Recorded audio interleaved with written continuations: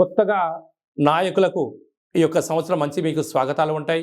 విద్యార్థులకు, ఉద్యోగస్తులకు, వ్యాపారస్తులకు ధర్మ మార్గంగా, న్యాయ మార్గంగా ఉండబడిన వారికి సమాజం ఎప్పుడు వెనక నిలబడి వారి విజయకేతనం మీ సొంతం అవుతుందని చెప్పి గమనించాలి. మనం కందాయి ఫలితాన్ని మనం ఒకసారి చూసుకున్నట్లయితే అశ్విని నక్షత్రం వారికి డిసెంబర్ నుండి మార్చి ఉగాది పండగ వరకు ఆరోగ్య పరిస్థితి అనుకూలంగా లేదు. కనుక ఆరోగ్యంపైన దృష్టి సాధించాలి. భరణి నక్షత్ర జాతకులు ఎప్పుడు అప్రమత్తంగా ఉండడం వలన ఆరోగ్యాన్ని కాపాడుకునే విషయంలో విజయం మీ సొంతం అవుతుంది.